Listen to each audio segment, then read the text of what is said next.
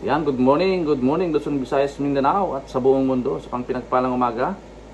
Good morning na sa ating mga early bird, sa mga maagang nagising. Yan, purihin ng Diyos umagang ito, dakilain ang pangalan ng Panginoong Jesus. Bago tayo mag-umpisa, tayo po'y umawit mga kapatid. Praise the Lord. Glory to your name, Lord God. Hallelujah.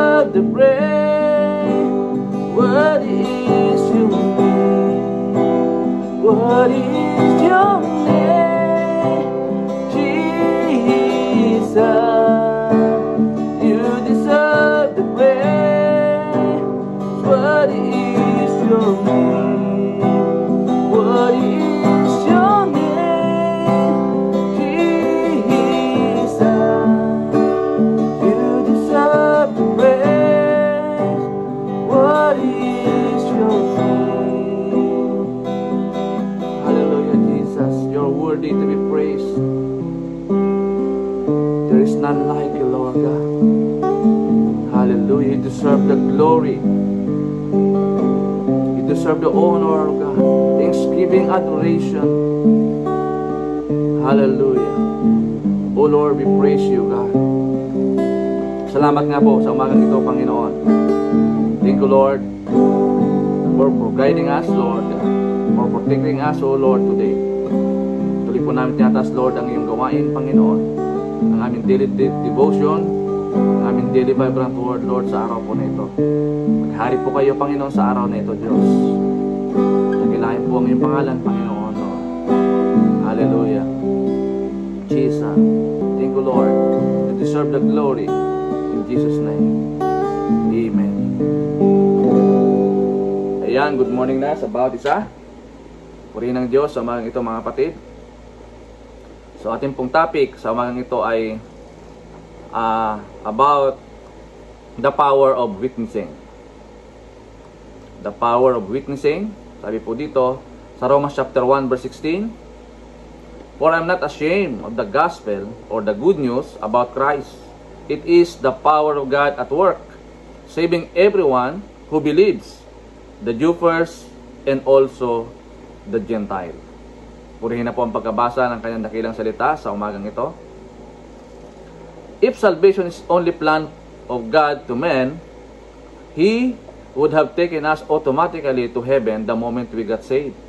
It is obvious that God has called us to testify about our great salvation.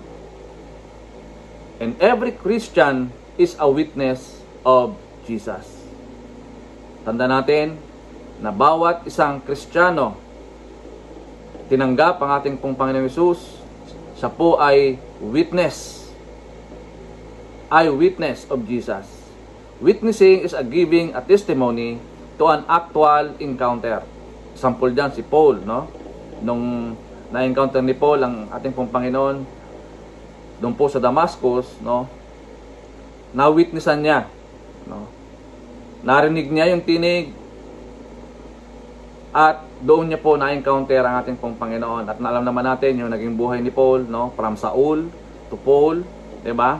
Nagkaroon siya ng transformation, nagkaroon po ng pagbabago sa kanyang puso, no? Sa kanyang pananaw. Kaya nga, your testimony of a personal encounter with Christ is a very powerful gospel tool. Huwag natin ipagkakaila mga kapatid na ang ating pong kaligtasan, no? Ito po yung pinagmamalaki natin na na-encounter natin ang Panginoon at nagkaroon tayo ng kaligtasan mga kapatid. No, kaya dapat natin siyang i-share, no, sa iba, lalo na yung mga taong wala pang tuwiran pagkakilala sa ating pong Panginoon. Sabi po ng Proverbs 11:30, sa Proverbs 11:30, sabi po dito, the fruit of the righteous is a tree of life, and he who wins souls is wise. The fruit of the righteous is a tree of life, and he who wins soul is wise. How are we going to witness? Number 1, witness by love. Yan po yung number 1. So John chapter 13, verse 34 to 35, a new command I give you, love one another as I have loved you. So you must love one another. By this, everyone will know that you are my disciple if you love one another. Witness by love. Ito po yung motivation po natin mga kapatid. Kaya ang tunay na Kristiyano po ay motivated yan by love, no? Kasi pag ang motivation natin ay pag-ibig, madali tayo nagpapatawad, madali natin naunawaan, at hindi tayo basta-basta na lamang nagagalit, no? Kasi we are bounded by love. Yan. Yun po yung number 1, witness by love. It was love that caused God to give His only Son for us. Alam naman natin, yung John 3:16, for God so loved the world that He gave His only Son, that whosoever believe in Him should not perish, but have everlasting life. Yun po yung dahilan, di ba, na tayo po ay mahal ng ating Panginoon. Ibinigay niya ang kanyang bugtong na anak na si Jesus para tayo abutin, iligtas, at higit sa lahat, mapalaya doon sa tanikala ng kaaway. Also, it was love that caused Christ to give His life for us. Sa John chapter 15 verse 13. No? Walang ibang lamb offering, kundi ang ating pong Panginoon, the last offering. Yun po ay ang ating pong Panginoong Hesus. Also, it was love that we received when we accepted Jesus. Sa Romans chapter 5 verse 8. Na nung tayo po ay makasalanan, tayo po ay inibig na ng Panginoon. Minahal na tayo ng Panginoon. God's love the lost, we must love them too and reach out to them with His love. Dapat ganoon din yung motivation po natin mga kapatid, no? Kung paano tayo nirescue ng ating pong Panginoon, kung paano tayo inahon ng Lord from darkness into His marvelous light, dapat ganoon din tayo, no? Yung vertical relationship, yung horizontal relationship, God's love the lost, we must also love them, no?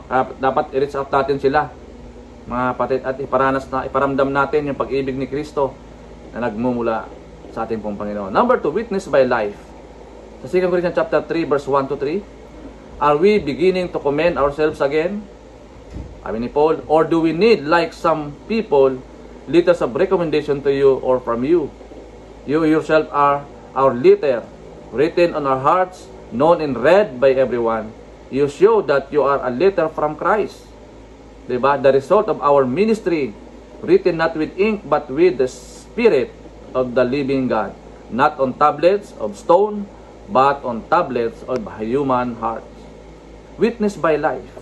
Yung ating pong buhay is a living testimony, mga kapatid.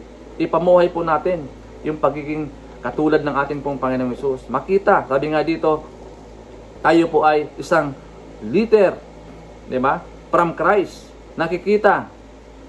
You show that you are a letter from Christ, that the result of ministry. Yung manifestation po dyan is involvement, no? Sa ating pong mga ministry sa loob ng church. Di ba, mga kapatid, na ma-maximize yung full potential. Kaya sabi po ng Matthew chapter 5 verse 16, in the same way, let your light shine before others, that they may see your good deeds and glorify your Father which is in heaven. Diba? Let your light shine before others. Witness by life. Huwag natin itago, ikubli yung ating pong liwanag. Diba? Kaya nga sabi dito, let your light shine, mga kapatid. Ipakita natin. Ano pa? The power of transformed life glorifies the Lord and brings many people to Jesus. Kaya nga yung buhay po natin, isa po itong living testimony, mga kapatid.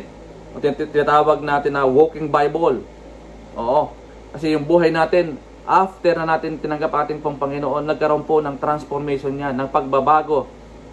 At ito po ay very imminent. Nakikita ito, mga kapatid. At nawiwitnessan po ito, nakikita ito ng mga tao na truly you are already transformed. Yan. Ano pa? Kaya nga ito po yung ating tinatawag na basic or simple and powerful presentation of our life testimony.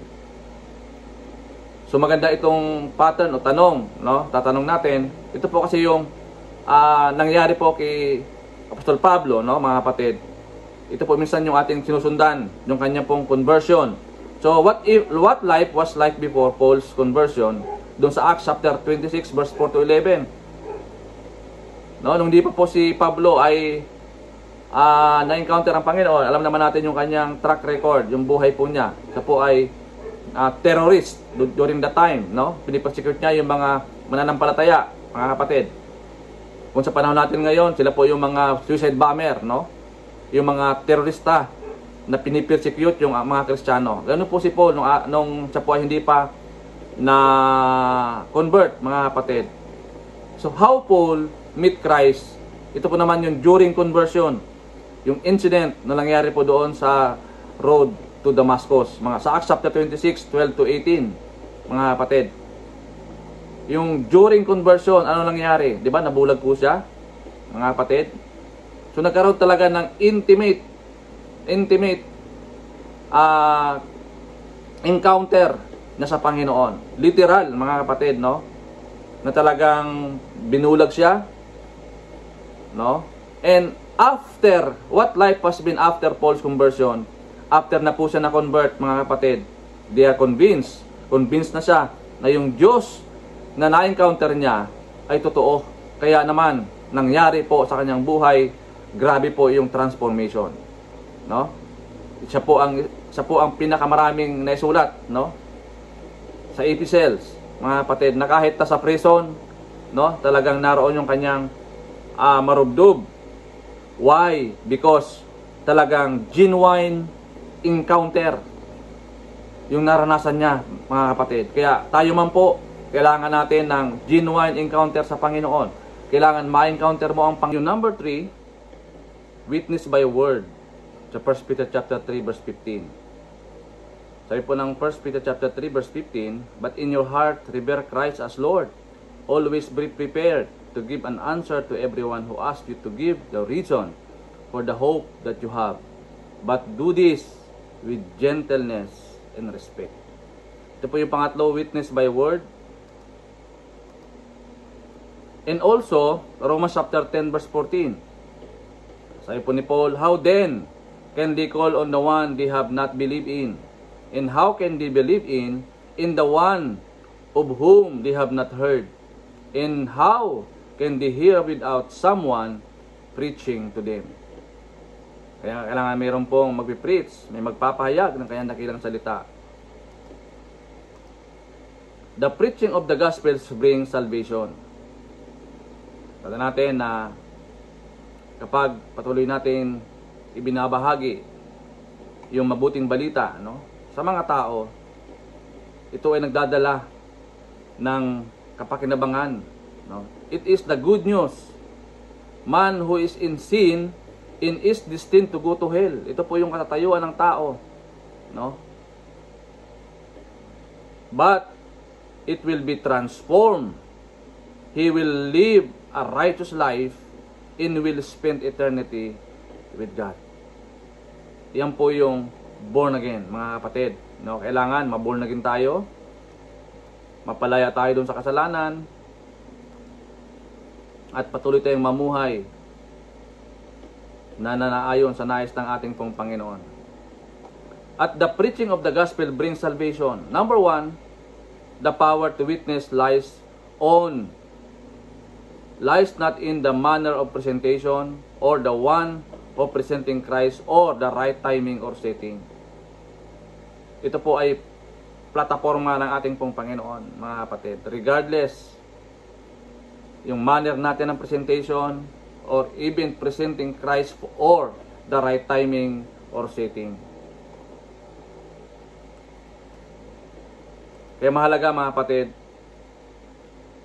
na patuloy natin i-share ang gospel. The power lies on the gospel. The gospel is living, resurrected Christ Himself sa 1 Corinthians chapter 15 verse 1 to 4. So keep Jesus as the central point of your witness when you are introducing Him to others.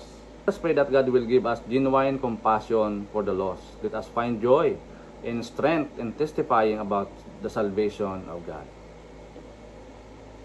Hallelujah. Purihin ang Diyos sa umagang ito. Salamat po sa Kanyang dakilang salita. Ayan, keep on tagging, mga kapatid, keep on sharing. No, lalo napakahalaga po itong ating topic ngayon, how we were going to be a witness for Christ. So maraming pong salamat sa ating mga kapatid na naroon lagi yung patuloy na pagsubaybay sa ating pong Daily Vibrant Word sa araw po na ito. So, salamat po, pinupuri ka namin Lord, pinasalamatan sa araw na ito.